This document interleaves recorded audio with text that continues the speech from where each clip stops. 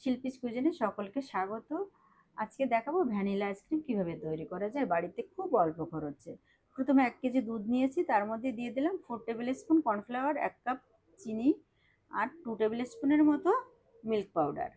তো এটাকে ভালো করে প্রথমে মিশিয়ে নিচ্ছি। মিশিয়ে নিয়ে গ্যাসটাকে অন করে দেব, দিয়ে অনবরত নাড়তে থাকবো, তা নাহলে তলাতে লেগে যেতে পারে। যেহেতু কর্নফ্লাওয়ার দেওয়া রয়েছে, এটাকে এরকম অনবরত নেড়ে চেড়ে নাড়তে নাড়তে একটা ক্রিমি টেক্সচার তৈরি হয়ে যাবে। আপনারা দেখতে পাচ্ছেন টেক্সচারটা ঠিক এরকম হবে।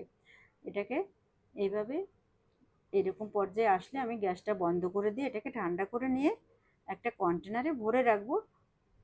ভরে রেখে এটা ডিপ ফ্রিজে রেখে দেবো 7 থেকে 8 ঘন্টা। তো 7-8 ঘন্টা পর আমি ফ্রিজ থেকে এটাকে বের করে নেব। বের করে নিয়ে একটা বোলে ঢেলে নেব। আমার ভিডিও ভালো লাগলে প্লিজ লাইক, কমেন্ট এবং শেয়ার করবেন।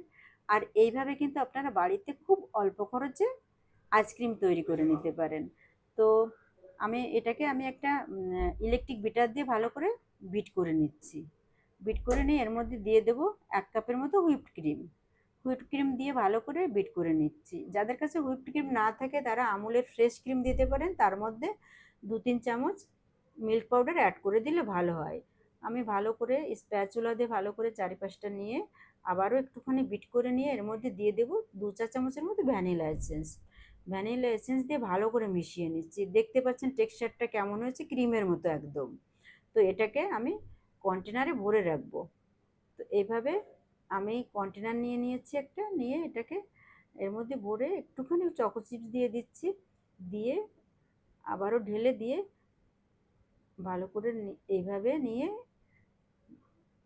চকো চিপস দিয়ে এটাকে আমি ঢাকনা দিয়ে ঢেকে দেবো। দিয়ে আরও 7-8 ঘন্টা ডিপ ফ্রিজে রেখে দেবো। আমি এইভাবে 2টো কন্টেনার আইসক্রিম তৈরি হয়েছে 1 কিলো দুধ দিয়ে। তো আপনারাও কিন্তু বাড়িতে এইভাবে একদম অল্প খরচে তৈরি করে নিতে পারেন। এবার আমি ফ্রিজ থেকে বের করে নিচ্ছি এটাকে। একদম দোকানের মতো পারফেক্ট আইসক্রিম, আর খেতেও যেমন টেস্টি আর স্বাস্থ্যসম্মত আমি মনে করি। যেহেতু নিজের হাতে তৈরি, কোনো কেমিক্যাল ছাড়াই, কোনো কিছু ছাড়াই, কোনো প্রিজারভেটিভ ছাড়াই আপনারা বাড়িতে এইভাবে আইসক্রিম তৈরি করে নিতে পারেন। তো একটু চকলেট সস দিয়ে পরিবেশন করলাম। আমার ভিডিও কেমন লাগলে সবাই একটু কমেন্ট করে জানাবেন। ধন্যবাদ সকলকে সাথে থাকার জন্য।